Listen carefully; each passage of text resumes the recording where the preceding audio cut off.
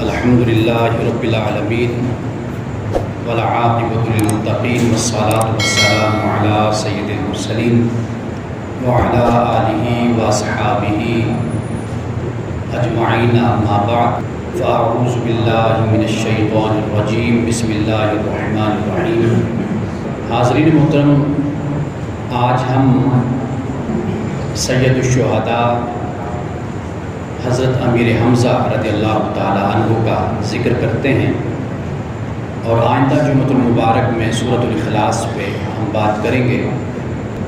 اس کی وجہ یہ ہے کہ شوال المکرم رمضان المبارک کے بعد غزوہ احد برپا ہوا تھا، اور یہ غزوہ احد ہے جس میں 70 مسلمان شہید ہوئے تھے، اور ان 70 مسلمانوں میں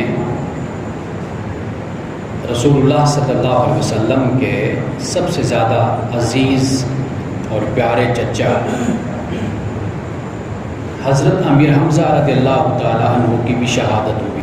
یہ اسلام اور مسلمانوں کے لیے اور رسول اللہ صلی اللہ علیہ وسلم کے لیے یہ بہت بڑا واقعہ اور بہت بڑا سانحہ تھا۔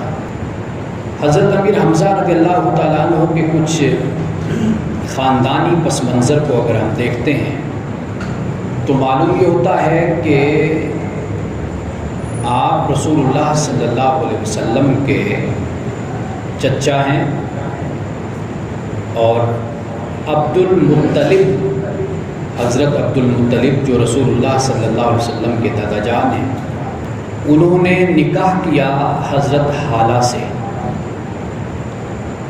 حالہ کے بدن سے امیر حمزہ کی پیدائش ہوتی ہے، یعنی جس سال اور جس زمانے میں حضرت عبداللہ آپ علیہ السلام کے والد ماجد کا نکاح حضرت آمنہ سے ہوتا ہے، اسی عرصے میں ہی حضرت عبد المطلب کا نکاح آپ نکاح کرتے ہیں حضرت حالہ سے۔ رسول اللہ صلی اللہ علیہ وسلم کی پیدائش سے پہلے حضرت امیر حمزہ کی پیدائش ہوتی ہے۔ روایات کے مطابق 2-3 سال آپ رسول اللہ صلی اللہ علیہ وسلم سے بڑے ہیں۔ ایک تو عمر کا فرق زیادہ نہیں، اور دوسرا یہ کہ حضرت امیر حمزہ اور رسول اللہ صلی اللہ علیہ وسلم آپس میں رضائی بھائی بھی بنتے ہیں۔ سویبہ کا نام تو سنا ہوگا آپ نے، ہمارے ہاں صوبیہ ہم لفظ بولتے ہیں، تو وہ صوبیہ نہیں سویبہ ہے۔ اس خاتون نے رسول اللہ صلی اللہ علیہ وسلم کو بھی دودھ پلایا، اور حضرت امیر حمزہ رضی اللہ تعالیٰ عنہ کو بھی دودھ پلایا۔ تو اس طرح رسول اللہ کے ساتھ آپ کا تعلق رضاعت کا بھی ہو جاتا ہے کہ آپ رضائی بھائی ہیں، چچا تو ہے ہی۔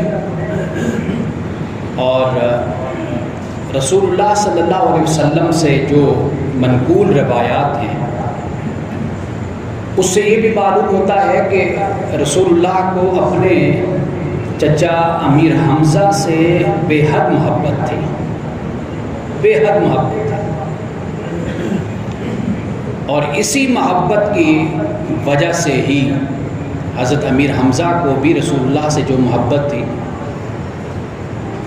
یہی وجہ اور یہی تعلق اسلام کی قبولیت کا باعث بھی بنا کہ حضرت امیر حمزہ نے اسلام قبول کیا۔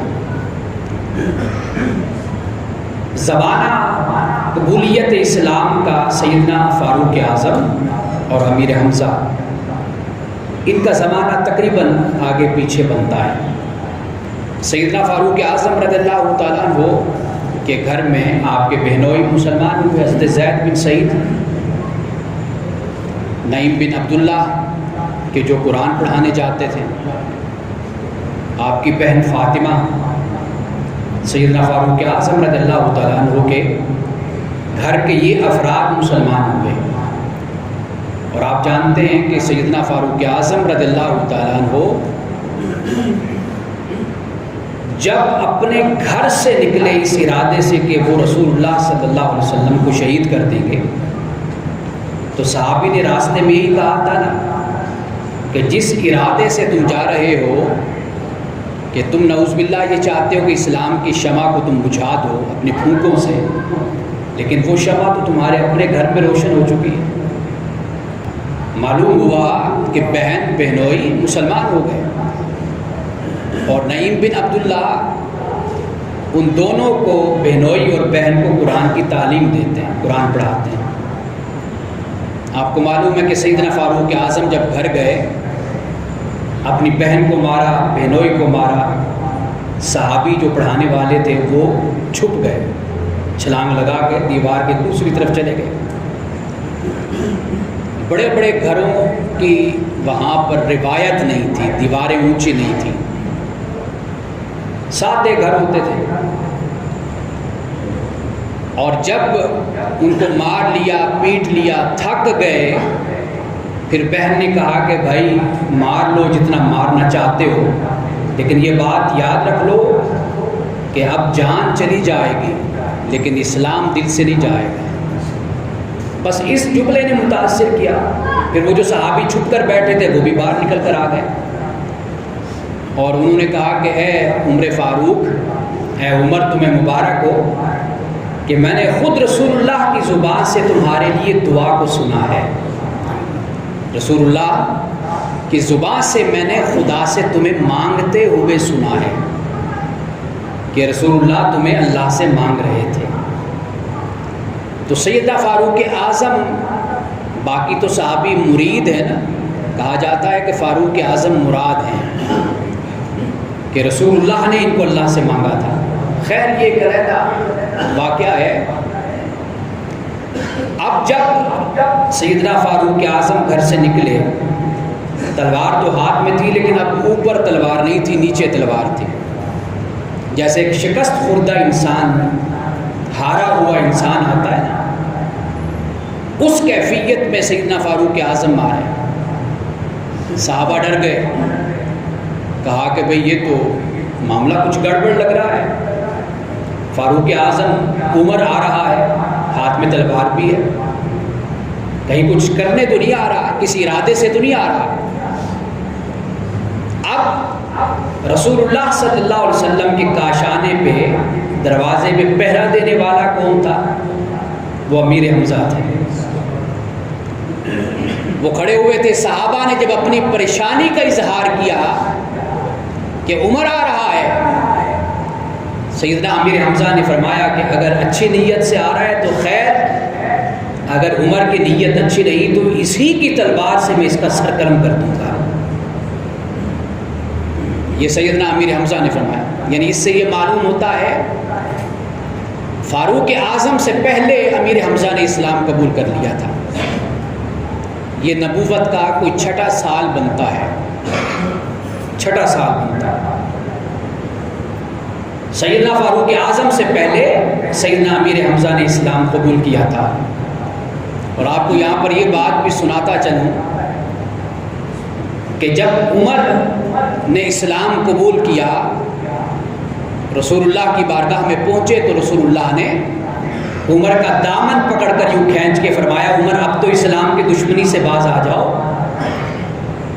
تو سیدنا فاروق اعظم روتے ہوئے کہنے لگے کہ یا رسول اللہ، اب عمر اسلام کی دشمنی میں نہیں، اسلام کی محبت میں آیا ہے، اب مسلمان ہونے آیا۔ لوگ کہتے ہیں کہ جب عمر نے اسلام قبول کیا، مسلمانوں نے اتنی اونچی آواز سے اللہ اکبر کہا کہ مکہ کے پہاڑ اور وادیاں بھی اللہ کے نام سے گونج اٹھی، اور جو کفار و مشرکین سرداران قریش اپنے گھروں میں، مجلسوں میں، جہاں پر بھی بیٹھے تھے، انہیں معلوم ہو گیا کہ آج عمر نے اسلام قبول کر لیا ہے، عمر مسلمان ہو گیا۔ تو معلوم یہ ہوتا ہے کہ امیر حمزہ نے پہلے اسلام قبول کر لیا تھا۔ اب آپ اسلام قبول کرتے ہیں، یہ بھی بڑا ایک کمال کا واقعہ ہے۔ یہ بات میں پہلے بھی آپ کو بتا چکا ہوں کہ فوراً حادثہ نہیں ہوتا، فوراً واقعہ رونما نہیں ہوتا۔ وہ جو کسی شاعر نے کہا نا، وقت کرتا ہے پرورش برسوں، حادثہ ایک دم نہیں ہوتا۔ یا اقبال نے کہا کہ عشق کی تقویم میں اثر رواں کے سوا اور بھی ہیں زمانے جن کا نہیں کوئی نام۔ یہ واقعات ایسے نہیں رونما ہوتے۔ جو سلیم الفطرت لوگ ہوتے ہیں ان کے دل پر ایمان کی بارش برسنا شروع ہو جاتی ہے، وہ متوجہ ہونا شروع ہو جاتے ہیں۔ ظاہراً تو لگتا ہے کہ مخالف ہیں، لیکن اندر ٹوٹ پھوٹ شروع ہو چکی ہوتی ہے ان کے ایمان اور کفر کی، خدا کی فرما برداری اور نافرمانی کی، سوچنے پر لگے ہوتے ہیں۔ پھر یکدم وہ سامنے آتے ہیں، اب انہوں نے اسلام قبول کر لیا۔ سیدنا فاروق اعظم کے ساتھ بھی ایسا ہوا، سیدنا امیر حمزہ رضی اللہ تعالیٰ عنہ کے ساتھ بھی ایسا ہوا۔ سیدنا فاروق اعظم کی سیرت کو پڑھیے نا، سیرت فاروق دیکھیے۔ جب اسلام قبول کیا اس سے پہلے 2-3 دفعہ ایسا واقعہ ہو چکا تھا، دل متوجہ ہو چکا تھا، سوالات کے جوابات مل چکے تھے۔ سیدنا امیر حمزہ رضی اللہ تعالیٰ عنہ کی عادت تھی شکار کے لیے جاتے، آپ شکار کرتے تھے، اور ابو جہل وہ ایک دفعہ مجلس میں بیٹھا ہوا تھا، رسول اللہ صلی اللہ علیہ وسلم کا گزر ہوا، نبوت کے یہی سال، جیسے میں نے بتایا کہ 6واں سال تھا۔ اس نے رسول اللہ صلی اللہ علیہ وسلم کی شان میں گستاخی کی۔ بعض روایات میں اس نے آپ کی پیشانی مبارک پر زخم لگا دیا، ہاتھ میں کوئی چیز تھی اس نے زور سے ماری۔ آپ علیہ السلام آپ گھر تشریف لائے، رنجیدہ تھے، مغموم تھے۔ حضرت صفیہ رضی اللہ تعالیٰ عنہ رسول اللہ کی جو پھوپھی ہیں، وہ آپ سے بڑی محبت کرتے۔ انہوں نے جب امیر حمزہ شکار کر کے آئے تو انہیں بتایا کہ بھائی محمد کے ساتھ صلی اللہ علیہ وسلم کے ساتھ ابو جہل نے ایسا کیا۔ حضرت امیر حمزہ ابھی گھر میں آئے، قدم رکھا ہی تھا، جب یہ بات سنی تو واپس پلٹ گئے۔ ابو جہل اپنی مجلس میں بیٹھا ہوا تھا اور لوگ اس کے آس پاس تھے۔ جاتے ہی امیر حمزہ نے جو ہاتھ میں تیر کمان تھا وہ کھینچ کر اس کے ماتھے پر مارا، ویسے ہی اس کو چوٹ لگائی کہ جیسے اس نے رسول اللہ صلی اللہ علیہ وسلم کو زخم لگایا تھا۔ اب ابو جہل نے جو لوگ ساتھ تھے ان کو روک دیا، ڈر یہ تھا کہ 2 قبیلوں کی آپس میں لڑائی نہ ہو جائے، خاموشی اس نے اختیار کی۔ حضرت امیر حمزہ رضی اللہ تعالیٰ عنہ کو کہا، آپ نے فرمایا کہ ابو جہل، اے عمر بن الحکم، ابو الحکم کہا جاتا تھا، کہ میں نے اسلام قبول کر لیا، میں محمد کے دین پر ہوں۔ ایک روایت میں یہ بھی دیکھا کہ کفار و مشرکین کو اپنے ایمان بتوں پر یقین دلایا کہ میں اس پر ہوں، آبا و اجداد کے دین پر ہوں۔ لیکن حضرت امیر حمزہ کہتے ہیں پھر رات کا جب وقت آیا تو میرے اندر ایک ٹوٹ پھوٹ شروع ہو چکی تھی، توڑ پھوڑ ہو رہی تھی۔ رات کے وقت جب کوئی بھی بیت اللہ کے پاس نہیں تھا، میں بیت اللہ کے پاس گیا، میں نے اپنے ہاتھوں کو اٹھایا، رویا، گڑ گڑایا، اللہ سے دعا کی کہ مولا اب پردوں کو ہٹا دے اور مجھے حقیقت دکھا دے، حق دکھا دے۔ حضرت امیر حمزہ کہتے ہیں میں رویا، گریہ وزاری کی، تضرع کی اللہ کی بارگاہ میں۔ اللہ تعالیٰ نے مجھے اتنا امن اور اتنا سکون اطمینان عطا کیا کہ حق پر میرا دل مطمئن ہو گیا۔ حق پر دل مطمئن ہوا تو میں رسول اللہ صلی اللہ علیہ وسلم کی بارگاہ میں پہنچا اور میں نے اپنی اس پریشانی کو اور اس بات کو بیان کیا تو رسول اللہ نے بھی میرے لیے اپنے ہاتھوں کو اٹھا کر دعا کی۔ تو اللہ پاک نے مجھے ایمان کی دولت عطا کی، ایمان اور اسلام کی توفیق مجھے نصیب ہوئی۔ یہ امیر حمزہ ہیں۔ اور غزوہ احد کب ہوتا ہے؟ جب یہ لوگ مسلمان ہوئے نا تو پھر اسلام کو ایک بڑی تائید اور بڑی نصرت اسلام کو نصیب ہوئی، عطا ہوئی اللہ کی طرف سے۔ اب کفار و مشرکین ذرا ڈرنے لگے، وہ اب گھبراہٹ کا شکار ہوتے تھے کہ ہم اسلام کے خلاف کوئی قدم اٹھائیں، سازش کریں، رسول اللہ صلی اللہ علیہ وسلم کو کوئی تکلیف پہنچانے کی کوشش کریں، وہ سوچتے تھے۔ سیدنا فاروق اعظم مسلمان ہو گئے، سیدنا ابوبکر صدیق نے اسلام شروع میں قبول کر لیا، سیدنا امیر حمزہ مسلمان ہو گئے، اور ایسے بہت سے صحابہ۔ اب غزوہ احد ہوتا ہے مدینہ میں جا کر، اور آپ دیکھ لیجئے کہ مدینہ کے 10 سال بنتے ہیں اور مکہ کے 13 سال بنتے ہیں۔ 13 سال مکی زندگی ہے اور 10 سال مدنی زندگی ہے۔ 6 سال میں اسلام قبول کیا، اور پھر وقت بیتتا چلا گیا، پھر رسول اللہ صلی اللہ علیہ وسلم نے ہجرت کی، سیدنا امیر حمزہ نے، دیگر صحابہ نے بھی مکہ سے ہجرت کے مدینہ پہنچے۔ ہجرت کے پہلے سال تو واقعہ ہوتا ہے غزوہ بدر کا، اور ہجرت کے تیسرے سال 3 ہجری کو واقعہ ہوتا ہے غزوہ احد کا۔ اب اس غزوہ احد میں جو مسلمانوں کی تعداد ہے، کفار و مشرکین کی تعداد ہے، اس کو ذرا آپ دیکھیے۔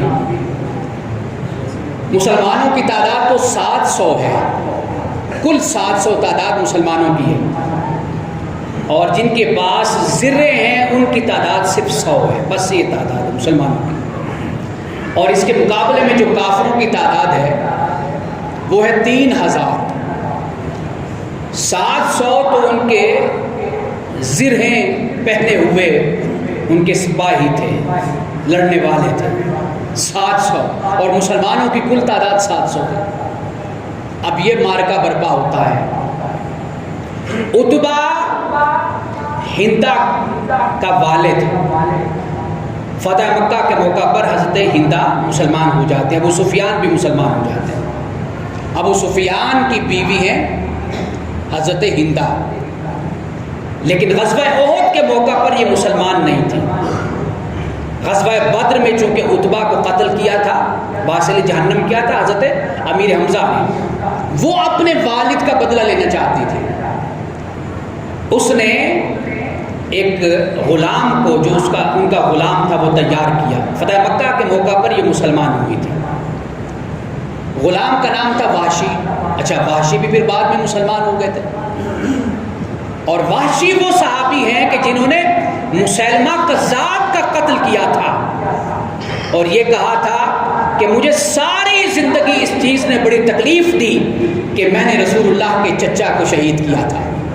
میں زندگی کی کسی رات میں سکون سے سو نہیں سکا، میری زندگی کا کوئی لمحہ بھی سکون سے نہیں گزرا کہ میں نے اتنا بڑا غلط کام کیا کہ میں نے رسول اللہ کے قلب اطہر کو دکھایا تھا، تکلیف دی تھی۔ کہا میں نے مسیلمہ کذاب کو قتل کر کے اپنی طرف سے یہ پوری کوشش کی کہ کم از کم میں اس معاملے کو برابر کر دوں، اور یہ وحشی ہے، مسلمان ہوئے۔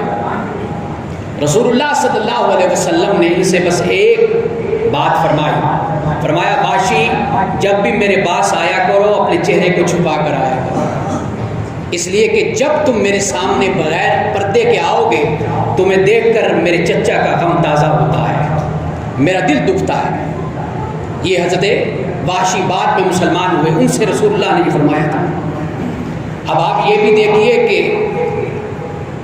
ماضی جیسا بھی تھا، کلمہ قبول کیا، پڑھ لیا، مسلمان ہو گئے، رسول اللہ نے بھی قبول کر لیا۔ کتنا بڑا جرم تھا، کتنا بڑا گناہ تھا۔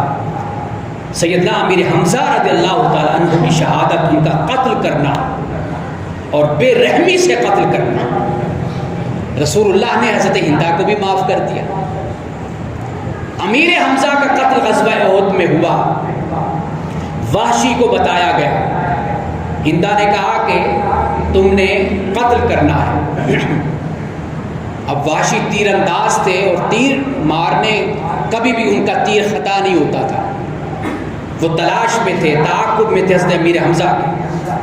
حضرت امیر حمزہ پہ وحشی نے تیر نشانے پہ اس طرح مارا کہ وہ ناف سے نکلا اور پشت سے نکل گیا، اتنی زور سے مارا۔ حضرت امیر حمزہ وہیں پر نیچے زمین پر آ گئے۔ اور جب آپ کی وفات شہادت ہو گئی تو ہندا نے حضرت امیر حمزہ کے سینے کو چیر کر آپ کا کلیجہ نکال کر چبایا۔ روایات میں یہاں تک آتا ہے کہ کلیجے کو نکلنے کی کوشش کی، نگلنے کی، لیکن نگل نہ سکی، لیکن چبایا۔ اس طرح حضرت امیر حمزہ کا مسلح، جس کو ہم کہتے ہیں عربی زبان میں مسلح، کو کر دیا گیا، چہرہ بگاڑ دیا گیا اور سینہ چیر کر آپ کے جسم کی آنتیں، جو پورا ایک سسٹم ہوتا ہے، اس کو جسم سے باہر رکھ دیا گیا۔ اب یہ کتنی تکلیف کی بات! رسول اللہ صلی اللہ علیہ وسلم کہ پھپھی حضرت صفیہ، ان کے بیٹے سے رسول اللہ نے فرمایا کہ اپنی ماں کو روک دو، وہ آ کر اپنے بھائی کے جسد کو نہ دیکھیں، کہیں ایسا نہ ہو کہ وہ بہن ہے اور اپنے بھائی کو اس حالت میں دیکھے تو کوئی اور کچھ نہ ہو جائے۔ حضرت صفیہ بڑے مضبوط دل کی خاتون تھی۔ آپ حیران ہوں گے کہ ایک جنگ کے موقع پر کہ جب دشمن دیوار پھلانگ کر اندر آ گیا تھا، حضرت حسان بن ثابت رضی اللہ تعالیٰ عنہ وہ بھی وہاں پر موجود تھے، لیکن اس کافر کا قتل حضرت صفیہ نے کیا تھا، اور جب اس کافر کو قتل کر دیا تو اس دیوار کے پرے جو کافر موجود تھے وہ ڈر گئے۔ انہوں نے کہا کہ کئی مسلمانوں کی ایسا لگتا ہے کہ اندر بھی کوئی فوج موجود ہے، کوئی لشکر اندر بھی ہے۔ حضرت صفیہ اتنی بہادر تھی۔ آپ کے جو بیٹے مسلمان ہوئے ان کو بڑی سخت ایکسرسائز اور تربیت کیا کرتی تھی، اور لوگ کہتے تھے کہ صفیہ اپنے بیٹے کے ساتھ اتنی سختی سے کیوں پیش آتی ہو؟ حضرت صفیہ فرماتی تھی تاکہ اگر کبھی اسلام کا معرکہ اور جنگ ہو تو میں یہ چاہوں گی کہ میرا بیٹا اس جنگ میں بہادری سے لڑے، جرت سے لڑے، میں یہ چیز چاہتی ہوں۔ یہ صفیہ بڑے مضبوط دل کی خاتون تھی۔ انہوں نے کہا کہ محمد رسول اللہ صلی اللہ علیہ وسلم سے کہہ دیجئے کہ آپ پریشان نہ ہوں، میں کبھی بھی عام عورتوں کی طرح، بہنوں کی طرح اپنے بھائی کی لاشیں پر روں گی نہیں، چلاؤں گی نہیں، شور نہیں کروں گی، بے صبری کا مظاہرہ نہیں کروں گی۔ حضرت صفیہ آئیں، اپنے بھائی کو اس حالت میں دیکھا اور صرف آنکھوں سے آنسو گرے، لیکن چیخی چلائی نہیں، کوئی ماتم نہیں کیا۔ آپ چلی گئی۔ اب اسی غزوہ احد کے موقع پر ایک اور خاتون بھی تھی جس کا بھائی، بیٹا، خامن، باپ سب شہید ہو گئے تھے۔ جب اسے کہا گیا کہ یہ فلاں فلاں تمہارے گھر کے افراد شہید ہو گئے، اس نے کہا ان کو چھوڑ دو، میرے باپ کو، میرے خامن کو، بھائی کو، بیٹے کو، مجھے ان کا نہ بتاؤ، مجھے محمد کا بتاؤ کہ آپ خیریت سے یا نہیں ہیں۔ اس خاتون نے کہا اگر رسول اللہ خیریت سے ہیں پھر دنیا کا ہر غم ہیج ہے، اس کی کوئی حیثیت نہیں ہے۔ یہ بھی ایک خاتون تھی۔ اب رسول اللہ صلی اللہ علیہ وسلم، روایات میں آتا ہے کہ جب آپ نے سیدنا امیر حمزہ رضی اللہ تعالیٰ عنہ کی اس حالت کو دیکھا، آپ کا مسلح کر دیا گیا، اور یہ وہ اسلام کی تاریخ کا وہ واقعہ ہے کہ شاید نہ پہلے ایسا واقعہ ہوا نہ اسلام کی تاریخ کے بعد ایسا واقعہ ہوا کہ کسی شہید، کسی مجاہد کے سینے کو چیرا گیا ہو، اس کے کلیجے کو چبایا گیا ہو، اس کے سارے انتڑیاں، ہر چیز جسم سے باہر نکال کر رکھ دیا گیا ہو۔ ایسا واقعہ کبھی پھر اسلامی تاریخ نے نہیں دیکھا۔ حضرت امیر حمزہ کی حالت کو دیکھ کر روایات میں آتا ہے کہ رسول اللہ کو صحابہ کہتے ہم نے زندگی میں اس طرح روتے ہوئے نہیں دیکھا کہ جس طرح ہم نے امیر حمزہ کے جسم پر رسول اللہ کو آنسو بہاتے ہوئے دیکھا تھا۔ اور روایات میں آتا ہے کہ رسول اللہ صلی اللہ علیہ وسلم جب گزرنے لگے تو مدینہ کے گھروں میں جو کہ 70 مسلمان شہید ہوئے تھے، 70 مسلمانوں کا شہید ہونا گویا کہ 70 خاندان بے یار و مددگار ہو گئے نا۔ کسی گھر میں بھائی فوت ہو گیا، کسی میں بیٹا، کسی میں خامن، کسی میں باپ، کوئی رشتہ دار، 70 خاندان۔ جب مسلمان مدینے کی گلیوں سے گزرتے تھے تو ہر گھر سے رونے کی آواز آتی تھی۔ رسول اللہ نے اس موقع پر فرمایا حمزہ پہ رونے والا کوئی نہیں ہے۔ بس یہ جب صحابہ نے سنا، خواتین نے سنا، تو وہ پھر حضرت امیر حمزہ کے لیے رونے لگے۔ رسول اللہ نے پوچھا یہ کیوں رو رہی؟ اب ان کے رونے میں بے صبری کا مظاہرہ تھا۔ اپنی گالوں کو پیٹ رہی تھی، اپنے بالوں کو نوچ رہی تھی، اپنے گریبان کو پھاڑ رہی تھی، رسول اللہ نے فرمایا نہیں، اسلام میں اس کی اجازت نہیں ہے، اس کی اجازت نہیں اس انداز سے ماتم کرنے کی۔ اسلام کہتا ہے کہ مسلمان دکھ میں بھی اپنے وقار کو، اپنی حیا کو کھوئے نہیں، اپنی حیا اور شرم کو کھوئے نہیں۔ رسول اللہ نے اس خاتون کو پسند کیا تھا کہ جو اپنے عزیز کے مرنے پر رو تو رہی تھی لیکن اس نے بے پردگی کا مظاہرہ نہیں کیا تھا، اور اس خاتون نے کہا تھا کہ ہاں میں نے اپنا عزیز کھویا ہے لیکن اپنی حیا تو نہیں کھوئی نا، حیا تو میرے ساتھ۔ یہ اصل اسلام ہے کہ بڑے سے بڑا دکھ ہو لیکن اس دکھ میں بھی انسان کو اپنا وقار، اپنی حیا، اپنی شرم، اپنا لباس اور اپنا پردہ، یہ چیزیں کبھی نہیں کھونی چاہیے۔ رسول اللہ صلی اللہ علیہ وسلم آپ فرماتے ہیں کہ جتنا خدا نے دوسرے انبیاء پر غموں کو بھیجا آزمائش کے لیے، ان سارے انبیاء کے دکھوں کو اکٹھا کیا جائے، اللہ نے اس سے زیادہ دکھ مجھے دیا، آزمائش اور ابتلا اور امتحان میرے لیے۔ لیکن رسول اللہ صلی اللہ علیہ وسلم نے ہر دکھ اور غم میں صرف آپ کی آنکھیں اشک بار ہوئی، آپ روئے، بس اس حد تک اپنے دکھ اور غم کا اظہار کیا۔ لیکن گریبان کو پھاڑنا، داڑھی کو نوچنا، سر کے بالوں کو نوچنا، سینہ پیٹنا، اپنی گالوں پر تھپڑ مارنے، اس کی تعلیم تو اسلام میں ہرگز نہیں ہے۔ سیدنا امیر حمزہ رضی اللہ تعالیٰ عنہ کہ غم سے بڑھ کر بھی کوئی غم ہو سکتا ہے؟ رسول اللہ صلی اللہ علیہ وسلم نے کس طرح پروقار طریقے سے اس غم پر اپنے دکھ کا اظہار کیا۔ یہ امیر حمزہ ہے، رسول اللہ صلی اللہ علیہ وسلم کے چچا، اور غزوہ احد میں 70 مسلمان معلوم ہوتا ہے کہ شہید ہوتے ہیں، لیکن امیر حمزہ رضی اللہ تعالیٰ عنہ کا رسول اللہ نے خاص طور پر ذکر کیا، اور آپ کو مختلف القابات، خطابات رسول اللہ صلی اللہ علیہ وسلم نے عطا کی۔ مثال کے طور پر آپ کو اسد اللہ کا لقب بھی آپ کو دیا گیا کہ آپ اللہ کے شیر ہیں۔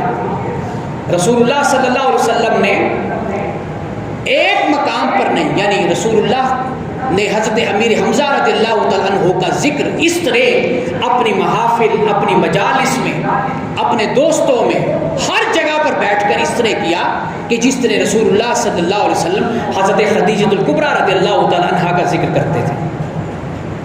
عزیز رشتے تھے نا، رسول اللہ کو محبت بھی بہت تھی، اور اپنے وصال تک جن لوگوں کا ذکر رسول اللہ بار بار اپنی محافل میں، مجالس میں کرتے تھے، امن میں کرتے، جنگ میں کرتے، ان میں سیدنا امیر حمزہ رضی اللہ تعالیٰ عنہ بھی ہے۔ رضائی بھائی بھی ہو گئے، ساتھ نسبی تعلق بھی ساتھ ہو گیا، اور غالباً جب حضرت امیر حمزہ رضی اللہ تعالیٰ عنہ کی شہادت ہوئی اس وقت آپ کی عمر 53 یا 54 سال تھی، 53 یا 54 ایئرس، یعنی 50 سے اوپر اور 55 سے نیچے، یہ آپ کی عمر بنتی ہے۔ قرآن پاک کی جو آیت میں نے تلاوت کی اپنے خطبہ میں، کہا جاتا ہے کہ یہ آیت حضرت امیر حمزہ رضی اللہ تعالیٰ عنہ کے حوالے سے نازل ہوئی۔ وہ آیت کیا ہے؟ اللہ پاک نے 2 لوگوں کا ذکر کیا، 2 لوگوں کا، فرمایا افمن شرح اللہ صدرہ الاسلام فهو علی نور من ربی فویل للقاسیۃ قلوبہم من ذکر اللہ اولئک فی ضلال مبین۔ فرمایا کیا یہ لوگ 2 برابر ہو سکتے ہیں؟ یہ 2 لوگ، 2 مرد، 2 عورتیں، 2 شخص کیا برابر ہو سکتے ہیں؟ کون سے 2 شخص؟ فرمایا ایک شخص وہ ہے کہ جس کے سینے کو اللہ نے اسلام کے لیے کھول دیا اور وہ اللہ کے نور پر قائم ہے، اللہ نے اس کو اپنا نور عطا کیا۔ حضرت امیر حمزہ اللہ کی بارگاہ میں یہی دعا کرتے تھے نا کہ یا اللہ میرے سینے کو کھول دے، میں حق اور باطل کے فرق کو سمجھوں، حق پر مجھے اطمینان عطا کر۔ آپ یہ دعا کرتے تھے۔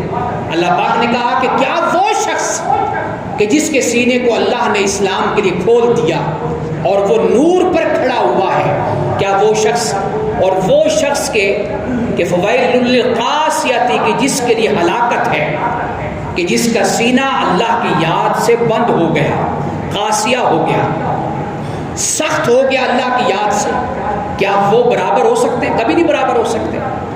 اولئک فی ضلال مبین، جس کا سینہ بند ہو گیا، جس کا سینہ سخت ہو گیا، اللہ کی یاد اور اللہ کے ذکر سے تنگ ہو گیا، تو فرمایا کہ یہ دو لوگ کبھی برابر نہیں ہو سکتے. اب ایک تو وہ امیر حمزہ ہو گئے، دوسرا کون؟ ابو جہل ہو گیا. حضرت امیر حمزہ کا سینہ اللہ نے اسلام کے لیے کھول دیا، اور ابو جہل کا سینہ اسلام کے لیے تنگ ہو گیا. یہ آیت ہے. قرآن پاک کی بہت سی اور آیات ہیں کہ جن کی روشنی میں کہا جاتا ہے کہ سیدنا امیر حمزہ کے لیے نازل ہوئی، سیدنا علی المرتضیٰ رضی اللہ تعالیٰ عنہ کے لیے نازل ہوئی. ایسی بہت سی آیات ہیں. ان آیات میں سے ایک آیت بھی یہ ہے. آپ یہ دیکھیے کہ کتنی یہ خوش نصیبی کی بات ہے کہ اللہ سبحانہ و تعالیٰ ان کے لیے اپنے کلام کو نازل کرتا ہے اور انسانوں کو بتاتا ہے کہ تمہارے سامنے یہ دو کریکٹر موجود ہیں. ایک کریکٹر کس کا ہے؟ امیر حمزہ کا. ایک کریکٹر کس کا ہے؟ ابو جہل کا. ایک کریکٹر کون سا ہے؟ وہ ہے کہ جس کا سینہ اللہ نے اسلام کے لیے کھول دیا.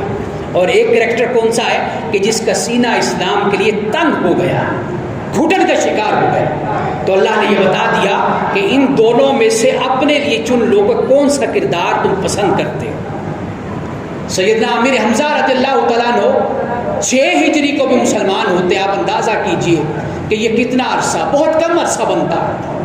زیادہ سے زیادہ 8 سال بن جاتے ہیں، 9 سال بن جاتے ہیں. یہ عرصہ اسلام کا ہے. لیکن آپ کی خدمات، جانفشانی، آپ کی قربانی، اس کو کبھی بھی قیامت تک بھلایا نہیں جا سکے گا. اس لیے کوالٹی میں کام کرنا وہ زیادہ بہتر ہوتا ہے، بجائے اس کے کہ تعداد میں کام کو کیا جائے. ہم تعداد میں کرتے نا. کام کیا ہے؟ کام وہ ہے کہ جو آپ تھوڑا کیجئے لیکن وہ کام آپ کا صاف ستھرا ہونا چاہیے. حضرت امیر حمزہ رضی اللہ تعالیٰ عنہ کی زندگی سے، آپ کی سیرت سے اور آپ کی قربانی سے ہمیں اس بات کا علم ہوتا ہے. اللہ پاک ہمیں سیدنا امیر حمزہ جیسے لوگوں اور صحابہ کے نقش قدم پر چلنے کی توفیق عطا فرمائے.